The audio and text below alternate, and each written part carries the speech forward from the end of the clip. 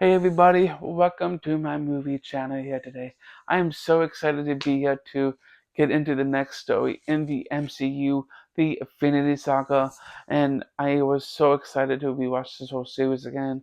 I saw this back in January and it is March, almost the end of the month. I'm like shocked. Like even though I'm getting through the whole phase one story arcs, the whole introduction to the heroes for the Avengers, like Captain America, Iron Man, the Incredible Hulk, Black Widow, and Nick Fury. And now we have the mighty Thor himself. And yes, as we know for one thing,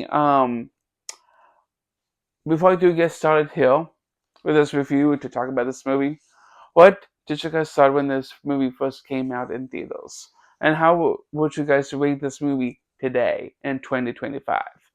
Let me know in the comments. Stay tuned for the end of this review for my honest grade and rating of this film itself. So let's dig deep and talk about the movie. Like, I did enjoy bringing in new faces. Like, I love the whole story to introducing new heroes in Phase 1 because we have like Captain America. I know Captain Marvel came out later in the series, but in the chronology order, it comes right after Captain America and Iron Man, the Incredible Hulk, and now Black Widow too, because she was introduced in Iron Man 2 herself. And so we have Thor. In this movie, we were introduced to two new characters was part of the Avengers. We had Hawkeye introduced into this movie to be part of the team. As you know, the main antagonist character is Thor himself. Chris Hemsworth was awesome to play as him, and Tom Hiddleston was a great fill-in to play as Loki himself. Like from watching this movie as a Asgardian kind of a gods to the Marvel characters like Captain America and Iron Man. They're like just normal humans with no powers, but Thor himself, he is all powerful Thor. Because as we know, for one thing, he is a god of thunder. So, and honestly, about the movie itself with Loki and Thor, because they have the brothers, they have some issues throughout the way in the movie. That's what brothers do. They mess with each other. They always like get onto their nerves.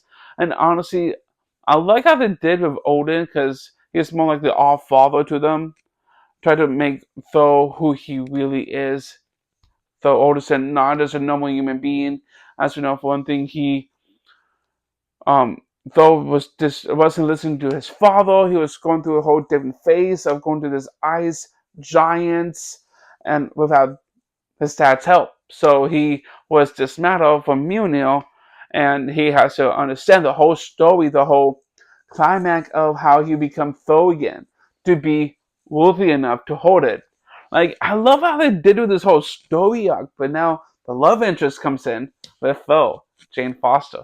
Natalie Portman was great playing as her in this film. Like the story itself was fun, the action sequences, there's not a lot, but there's some good moments in the final part of the film when Loki um going up against Thor on the Rainbow Bridge on Asgard. It was kind of cool to see that fight. Like it's not like a 2 hour movie, it's more like an hour and 40. Like the story itself was great. But throughout the whole film itself, it was fun. For my honest grade material for this movie, it would be more like a B minus. It is like a solid like this is kind of tricky to get us a solid rate for this movie because it's a B minus. It's like more like a solid an 8 out of 10 for me because I did like the story a little bit more too from the other Thor films, but Thor the first one was fun. It was entertaining at some points. Some funny moments too with Thor in this movie too because I laughed a little bit too when he said to the one of the stores like I need a hose. I like that moment too, but this whole movie itself was fun. So thank you all for coming into my review of the first Thor film. Stay tuned for this week for the Avengers movie itself. So I'm excited to get into that with you. So thank you all for coming into Butch Real Reviews. So everyone, hope you guys enjoyed this review. Um, bye everyone.